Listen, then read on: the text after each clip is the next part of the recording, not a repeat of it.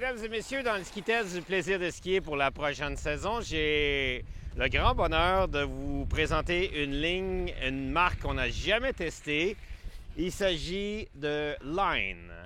Et dans ce cas-ci, j'ai un ski assez spécifique qui s'appelle l'Optic Blade Optic, qui a comme mentalité d'aller, je vais vous le faire lire au lieu de vous le dire, Gas Pedal Metal. OK, alors ce Blade de Line a la mission d'aller à toute vapeur, foncer, un peu comme j'ai déjà vu la première fois que j'étais allé à Revelstoke, du monde descendre dans des pistes ultra inclinées, mais le gaz au fond, en tenant même pas compte des 4 tracks qui traversent la piste, quand c'est à pic comme ça, puis il y a un 4 tracks qui traverse, puis eux autres, fouh!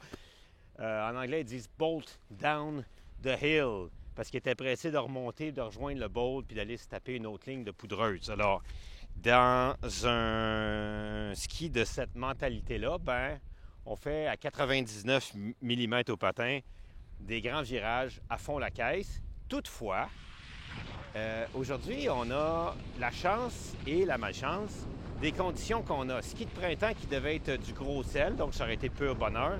Au lieu de ça, on a eu des conditions de Coupe du Monde. En ce moment, là, c'est ultra dur en dessous.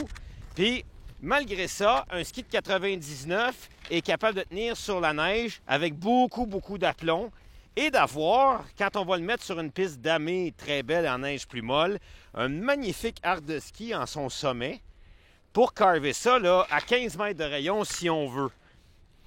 Après ça, dans le ski, quand on regarde le profil 3D du ski, vous voyez que cette plaque de titane est entrecoupée pour l'alléger et structurée pour pouvoir donner juste assez de rigidité au ski sous la fixation et ensuite ici sur la spatule de venir compléter ici à l'avant.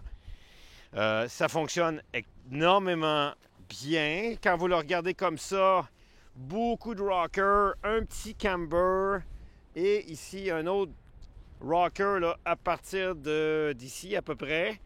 Donc, dès qu'on est en appui sur le ski, là, tout le devant et tout l'arrière se lève dans les airs.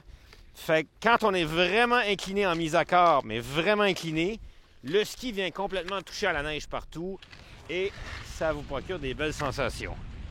Je suis un peu déçu qu'on n'ait pas des conditions plus molles pour vraiment le tester, puis pouvoir l'accoter puis rentrer en dedans.